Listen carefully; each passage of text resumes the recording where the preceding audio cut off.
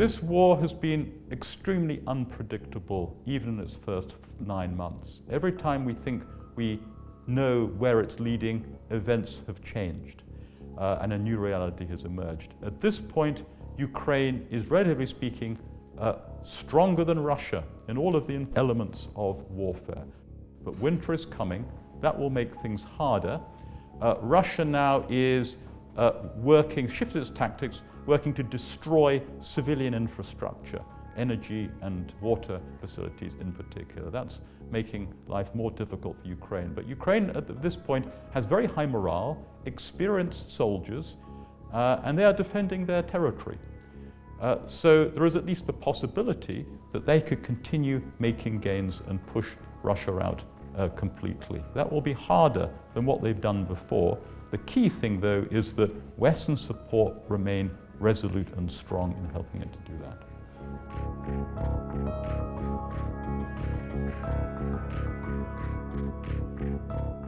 This fault line is defined by two developments. The first was the departure of Western forces from Afghanistan in August 2021. That marked the definitive end of the 20-year war on terror. And the second, 6 months later, was Russia's invasion of Ukraine. That has launched the biggest war in Europe since 1945. That has global political and economic consequences that will ripple out in unpredictable ways into the future.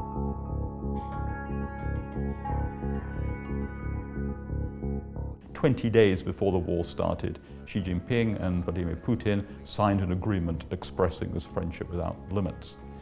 Since then, we've seen China increasingly publicly express its concern and unhappiness with the war for economic reasons, but also for political reasons. This war has activated the West. It's created this formidable collective Western coalition of states, societies, and the private sector.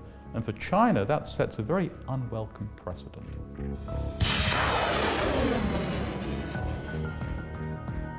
It's a development that no one could have taken for granted. In a sense, the West has surprised itself. It's certainly surprised Putin.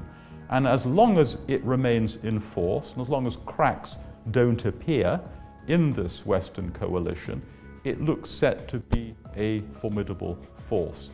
The West now is 11 times richer than Russia.